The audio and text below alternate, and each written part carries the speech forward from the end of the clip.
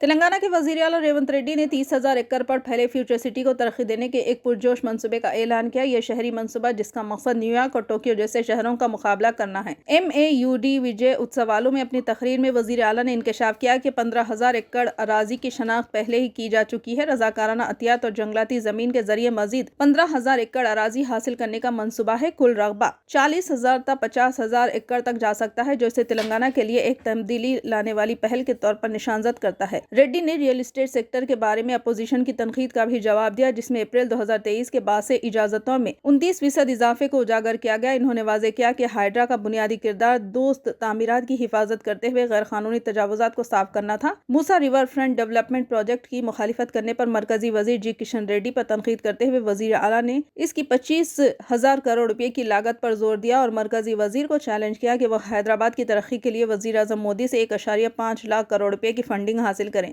ریونت ریڈی نے حیدرآباد کی ترقی کے لیے ایک جامع خاکہ بھی پیش کیا، جس میں شامل ہیں علاقائی رنگ روڈ کے لیے 35,000 کروڑ روپے، ریڈیل سڑکوں کے لیے 15,000 کروڑ روپے، دریائے گوداوری کے پانی کو عثمان ساگر اور ہمایت ساگر کی طرف موڑنے کے لیے 7,000 کروڑ روپے، میٹرو ریل کو 76 کلومیٹر تک بڑھانے کے لیے 35 کروڑ روپے۔ ان اقدامات کی نگرانی کے لیے دیگر وزراء اور ماہرین کے ساتھ ڈپٹی CM ملو بھٹی وکرمارکا کی سربراہی میں کابینہ ذیلی کمیٹی تشکیل دی گئی۔ BRS اور BJP سمیت سیاسی جماعتوں کے نمائندوں کو حیدرآباد کی ترقی کے لیے تجاویز پیش کرنے کے لیے مدعو کیا گیا۔